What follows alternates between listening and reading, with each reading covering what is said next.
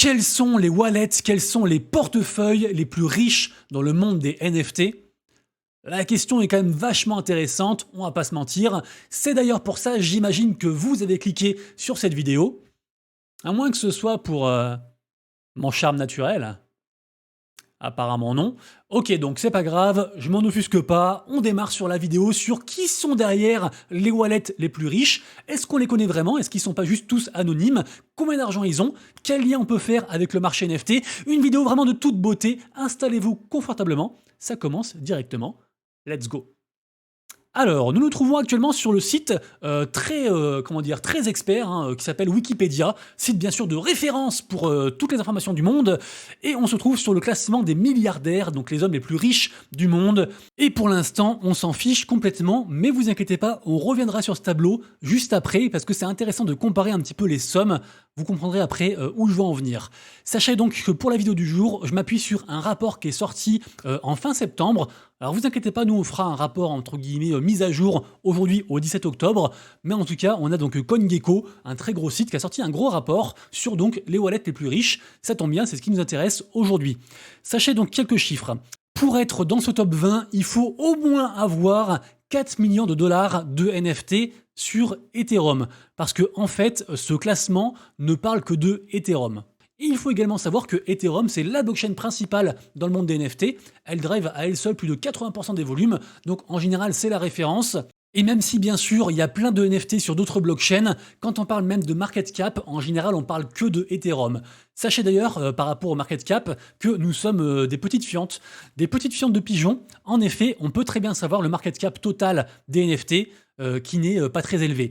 On va aller directement sur NFT Go et on s'aperçoit que le market cap total de tous les NFT sur Ethereum s'élève à 2,7 millions d'Ether, donc environ 4 milliards de dollars.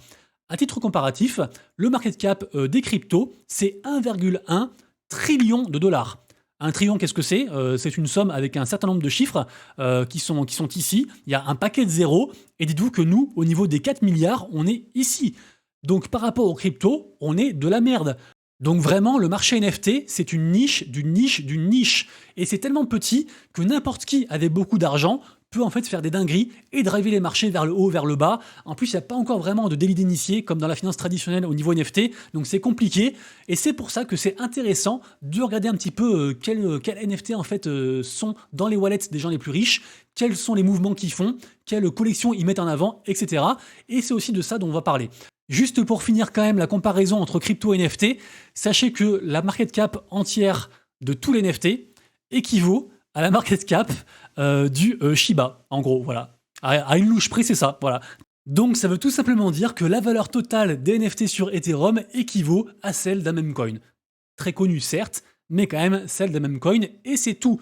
Et donc si je reviens sur mon tableau de tout à l'heure, tableau des milliardaires, évidemment que si n'importe qui là-dedans rentre dans le monde des NFT, eh ben, il fait bouger de manière drastique les volumes, les collections, tout ce que vous voulez.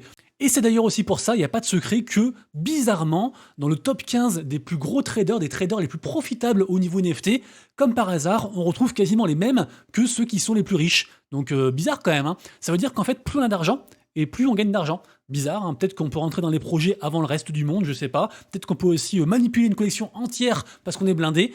Peut-être, je vous laisserai bien sûr tirer vos propres conclusions, mais sachez quand même que voilà, beaucoup de gens se retrouvent à la fois dans les meilleurs investisseurs et à la fois aussi bien sûr dans les meilleurs, les plus grosses whales, comme je disais.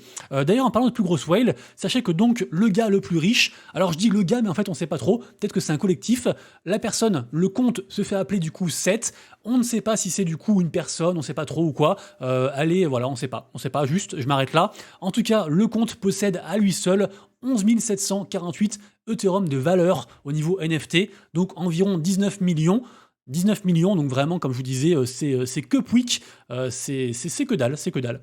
Le deuxième, qui s'appelle Wilcox, possède 11 300. On va de toute façon regarder les wallets un par un, vous inquiétez pas. Par contre, un fait intéressant, c'est qu'on a 18 wallets sur 20 qui sont riches de CryptoPunks. CryptoPunks, c'est une collection ancienne sur Ethereum qui se trouve ici.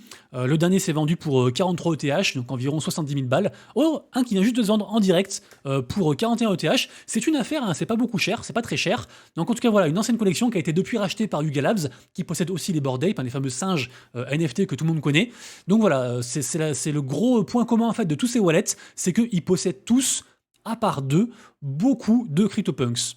Pour rentrer un peu plus en détail, on va du coup aller sur NFT Go. C'est en fait le site sur lequel s'est basée l'étude de CoinGecko. Alors nous, malheureusement, on n'a pas accès à la version premium. Ça coûte, je crois, 50 balles ou 60 balles par mois. Je ne suis pas assez riche, malheureusement, pour m'abonner. Donc voilà, du coup, on se contentera de la version gratuite. Mais vous inquiétez pas, c'est amplement suffisant pour du coup cette vidéo. Ici donc, on retrouve nos wallets les plus riches. D'ailleurs, non, pas du tout. Ici, c'est une fois de plus le classement, en fait, c'est le leaderboard des gens qui gagnent le plus d'argent grâce aux NFT, donc les meilleurs traders. Et comme je disais, après, je vais arrêter de recomparer, mais le premier, c'est donc Seth, le deuxième, c'est Wilcox, et comme par hasard, en fait, c'est les mêmes aussi qui sont les plus riches. Donc, actuellement, du coup, le plus riche, Seth, possède 11 330 Ethereum de valeur de NFT. Et comme ça, on va regarder un petit peu les différents noms qui se trouvent sur la liste.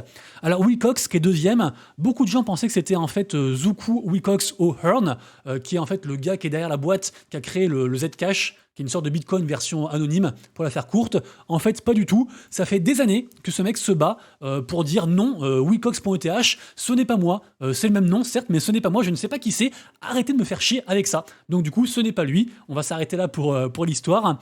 Le troisième, du coup, qui s'appelle donc 0x577, c'est en fait Mister703, qui se trouve directement ici, qui est très très riche aussi, qui est un peu présent sur les réseaux, mais globalement, on va s'apercevoir très très vite qu'il y a très peu de whales, de giga whales qui sont présentes sur les réseaux. En général, ils restent discrets, et donc c'est encore plus dur de savoir qui c'est.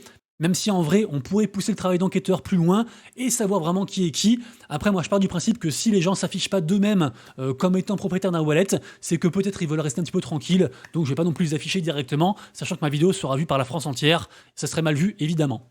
Donc après Mister703, nous retrouvons Softpunk qui se trouve ici, qui par contre lui pour le coup est présent sur les réseaux. Il a un compte Twitter, donc c'est intéressant de le suivre et puis de voir aussi un petit peu ce qu'il met en avant, différentes collections artistiques, etc.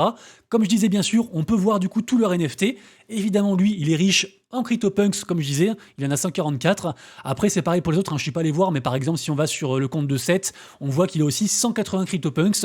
Il a d'ailleurs même aussi la version 1, qui était en fait les NFT, qui étaient là avant les CryptoPunks, mais qui ne sont pas considérés comme les CryptoPunks OG. C'est une sacrée histoire, ça aussi. Je ne reviendrai pas dessus, mais comme je disais, voilà, c'est intéressant de voir un petit peu ce qu'ils holdent, ces différents wallets. On continue ensuite avec le compte qui s'appelle 0x26, je ne sais pas qui c'est. Après, on a Binance. C'est la marketplace en fait de Binance. Après, on a un mec très connu qui a actuellement du coup 5630 Ether de valeur de NFT. Ce mec, c'est Mashi Big Brother, qui est évidemment très connu pour être le plus gros farmer, en tout cas un des plus gros farmers de la marketplace Blur, qui est la première marketplace NFT à l'heure actuelle. Et ce mec en fait est très présent sur les réseaux. Il est très investi dans tout ce qui est commu Bored Ape. Et d'ailleurs, c'est un des rares, un des deux seuls en fait, à ne pas être riche en CryptoPunks et à figurer quand même dans ce classement. Voilà, en fait, lui, il est riche en Bored Ape, il n'est pas riche en CryptoPunks. Il a même 0 CryptoPunks. C'est assez intéressant. Et donc ce mec, c'est parmi les mecs qu'il faut suivre impérativement parce que il fait un petit peu la pluie et le beau temps. Quand il rentre dans une collection, ça pump. Vraiment, c'est des gens à suivre. Ce mec s'appelle, du coup, il s'en cache pas, hein, ce mec s'appelle du coup Jeff Huang. C'est en gros, c'était un mec très connu. C'était un peu une star, animateur, homme d'affaires. Il fait plein de trucs. Il a aussi créé un groupe qui s'appelle Mashi, donc d'où le nom du coup Mashi Big Brother, évidemment. Et ce mec, vraiment, il faut absolument le suivre. Ensuite, on a le wallet qui s'appelle Gary Vault. C'est en fait le wallet qui regroupe le trésor communautaire, on va dire ça comme ça, de la collection VeeFriends. VeeFriends, c'est donc une très grosse entité, une très grosse boîte NFT. D'ailleurs, on les voit ici, hein, ils sont tous ici, qui est détenue, qui est fondée et qui est présidée par Gary Vaynerchuk, son fondateur. Vraiment, c'est une grosse machinerie. Ce mec est très reconnu, il est très, déjà, il a un parcours d'investisseur assez incroyable. Il investit très early dans Facebook et dans pas mal d'autres grosses boîtes. Il a fait sa première société genre à 12 ans. Enfin bref, le mec a le business dans le sang. Sa boîte VeeFriends marche très très bien. Et puis vraiment, c'est tellement immense en fait qu'il y a beaucoup de gens qui sont dans les NFT, mais que dans ceux de VeeFriends, tellement il y a de trucs à faire dessus. Donc pareil aussi intéressant, un mec aussi à suivre, évidemment. Et après on s'en fiche un petit peu, parce qu'après, en fait, c'est 3 wallets un peu anonymes.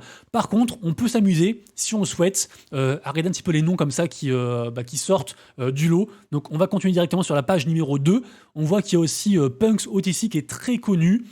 Alors Flooring Lab, c'est très intéressant parce qu'en fait Flooring Lab, c'est le nouveau protocole dont j'ai parlé sur ma vidéo en fait de hier. Donc allez voir la vidéo. C'est peut-être le protocole qui pourrait sauver les NFT. En tout cas, j'espère. Et il y a aussi un token qui est lié à ça, donc c'est intéressant. On continue ensuite à la page 3.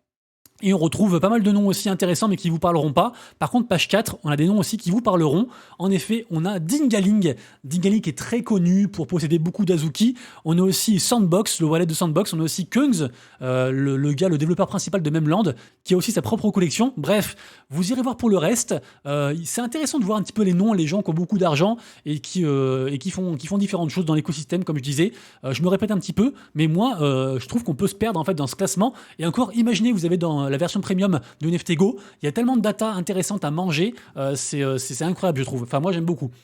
Sachez aussi que on a quand même un mec qui a 4872 NFT à travers 202 collections différentes dans le top 20 des plus grosses whales, mais que de manière générale, les baleines en fait ne sont pas très diversifiées, ce qui est logique. Parce qu'en fait, si vous avez beaucoup de NFT d'une certaine collection, forcément, si vous en rachetez, ça amoindrit en fait l'offre et donc forcément aussi le floor pump. Donc en général, elles sont investies dans en fait 3, 4, 5 collections grand maximum.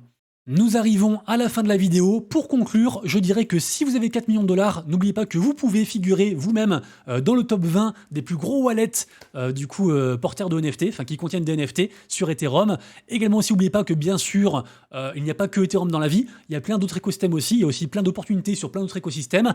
Et n'oubliez pas bien sûr que nous sommes défiantes parce que évidemment, le marché NFT est encore tellement early.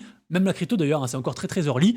Donc soyons patients, serrons-nous les coudes et rendez-vous à la prochaine vidéo. C'était Monsieur Rabbit, prenez soin de vous, de vos proches et de vos wallets. Des bisous, ciao.